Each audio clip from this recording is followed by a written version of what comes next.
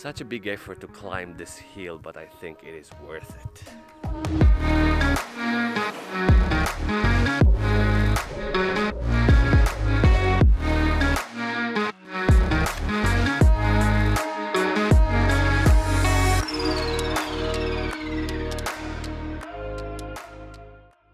Yup, that was my first vacation of the year.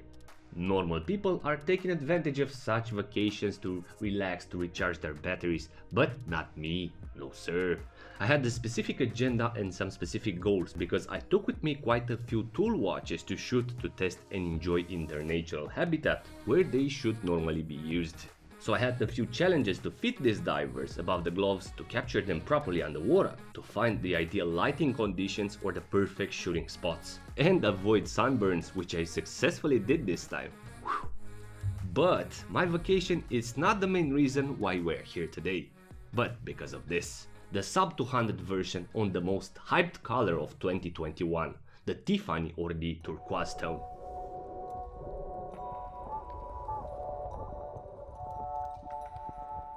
As you know, Doxa is a legendary divers watches manufacturer and a timeless brand. Already 60 years passed since Doxa made their first diver, and it feels that it is floating across years. We can call Doxa ageless. The SUB collection remaining almost the same as design and purpose despite the evolution of humanity or the acceleration of technology. And for some people, Doxa remained a trustworthy tool supplier for underwater exploration. Not to mention that Doxa is in the top best manufacturers for diver watches all time, which contributed in astonishing discoveries alongside Omega, Rolex and Black Palm, remaining today the most affordable watch brand from the mentioned list. So a lot of reasons to stay with me for the rest of this episode, and a subscribe would do even better. Now, how many people identify the Doxa brand with the orange dial or the SUB300 on a beads of rice bracelet? Well, I think everyone. And I never knew what was the gig with the SUB200 until I bought one for review. And after I did my research on this SUB200, I was surprised to know that this model was a reissue after their first Doxa diver ever made, before the SUB300, which was named the Shark Hunter.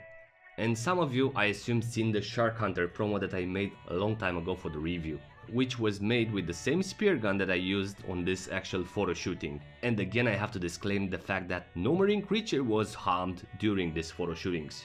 The vintage Shark Hunter was made almost one-to-one with the Eberhard scaphograph, assuming that it was co-created by both brands back in the days. But I bet this case reminds you of the Omega designs because it feels very similar to a Speedmaster case. And that is because the Shark Hunter from the 60s was developed in the same factory with the Speedmaster and the Seamaster 300. The Twisted Lugs design is a creation signed by Huguenon Frere Compagnie, which developed a lot of innovations as the Twisted Lug case, which ensured water resistance up to 300 meters without the need to have a screw-down crown, or the Naiad feature which is still used by Omega today. And now the Twisted Lug case is the signature and part of the Omega's identity. And fortunately, Doxa kept this case shape for the Shark Hunter, but sadly Eberhard equipped the modern scaphograph with a mix between the Twisted Lug case and a morning case. But what makes this model more special than the orange dial or the Shark Hunter in 2022? Well, the hype is real indeed with the SUB200 in Aquamarine, Turquoise or Tiffany. Besides being a summer tone associated with the beautiful reef turquoise tones, 2021 was marked by the ultra-exclusive Patek Nautilus release, made in collaboration with the luxurious brand Tiffany & Co. And from there, the useful idiots stopped cheerleading for Rolex for a second, focusing on the Patek or the Tiffany tone, because one of those models was sold at an auction for 5 millions. Also, the price of the turquoise Oyster Perpetual Rolex exploded, and from there, a lot of brands and micro brands followed this trend. And this is how the Tiffany or the turquoise tone became the color of the year in 2021. But luckily the Aquamarine tone proposed by Doxa for their models was offered way before the hype with Tiffany, but sadly no one was interested. Well, what do you know? And now I'm pretty sure that this color is selling way better than the iconic orange one, no matter the model. And for those who are not so active on Instagram, I posted a lot of photos with the batch of divers watches that I took with me in vacation. Obviously, the core being the SUB200, next to the C65 compressor, the Seiko Manta Ray Turtle, the Marine Master 300 and the ZRC Grand Phone Spirit. And as an observation, it's kind of interesting how the SUB200 Aquamarine looks in normal photos, because it pops out pretty much through color. And this turquoise tone feels pretty strong when it sits on the wrist or associated with earthy tones. And as I mentioned, this is a summer tone which is associated with the shores of the exotic reefs or a clear cloudless sky. The hex tone of this color is called 30D5C8, being obtained from a combination between 10% red, 46% green and 43% blue. In fact, I bet it can be obtained in multiple ways, including blue, yellow and white. However, this turquoise tone is very strong, especially when exposed to great light conditions or in the sunlight.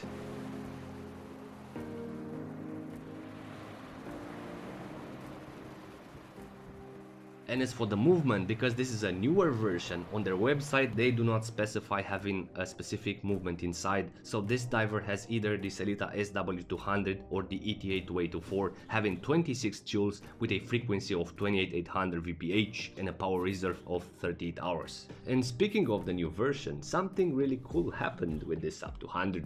The lume of my previous Shark Hunter was pretty meh, because as intensity the hands were the most visible, followed by the minute markers and in the third spot by the loomed bezel insert, having some sort of a gradient of intensity towards the exterior. Where in this case, firstly the lume is different, we have the BGW9 or the blue Swiss Superluminova unlike the green one, and it is better applied and even on all three mentioned areas.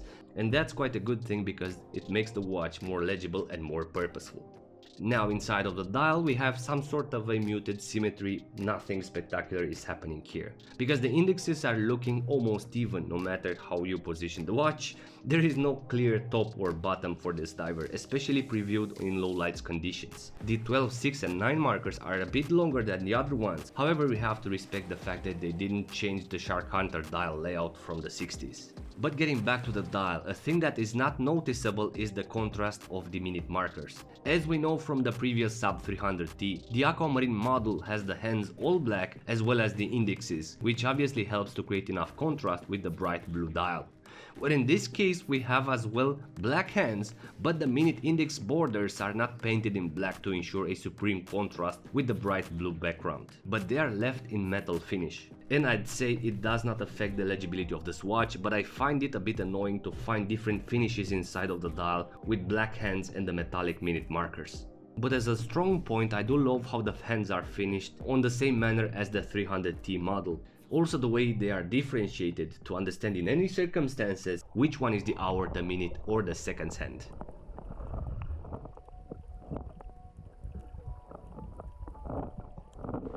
As wearability and comfort, the beautiful case is nicely tailored so it stays pretty compact on the wrist. The width of this watch is 42mm, but it wears similar to a 40mm watch because of the reduced lug tip to lug tip distance of only 45mm.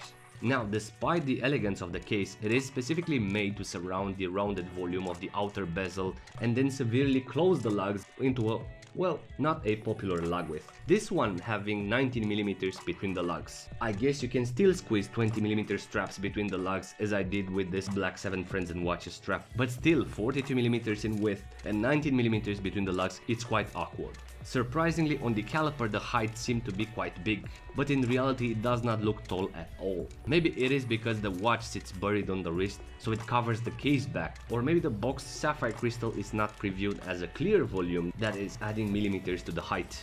And in terms of diving capabilities, an interesting thing is that the original model was a super waterproof watch, as I mentioned about the cases with superpowers, which offered 300 meters water resistance back in the days, where the modern version has only 200 meters. Now moving to another interesting highlight of the watch. The integrated rubber strap is solid, thick and weighty, has no taper in width or height. However, when a thick rubber strap can be bent like this is a good sign, means that the strap is very well made and comfortable. This is made on an FKM rubber. So what the hell is FKM? This is some sort of an abbreviation for the fluoroelastomer, which apparently is a high grade of rubber. And this pattern, we have a beautiful interpretation of a mesh or beads of rice pattern that complements the watch, being classic through pattern but modern in the same time through color. However, Doxa offers interesting prices, having small differences between the rubber and the bracelet. The rubber strap with the buckle combo, I can't say it's very special, but the beads of rice bracelet, it's not either. I mean, it's good, but the clasp is pretty basic and very far from the tool functionalities of the bigger 300 brothers. But I still suggest to grab the bracelet version because I find it easier to put later on a rubber on it. Done, and that's it. These are my thoughts in regard to this vintage new Doxa SUB200. This is one of the most silent watches that offers huge meaning, context and history behind, but unfortunately not capitalized by the brand. And it is a shame, because without the connection to the past and the way it is presented today, it simply does not provide enough substance. And this is exactly what had happened to me a few years ago with the Shark Hunter, because I wanted to try out the brand but I couldn't afford the SUB300. I bought the budget version because I wanted to try out the brand but I couldn't afford the bigger brother. But after knowing all the context behind this diver, I am now convinced that this diver has a lot of reasons to be a choice, not an option, because we cannot afford the iconic SUB300. And as usual, I'm curious to know what do you think about this Doxa SUB200 in this Tiffany color. Please let me know in the comments section, and if you're new here, please consider subscribing for future episodes. Thank you very much. Thanks for watching, and until next time, be brave, Paul. Stay safe.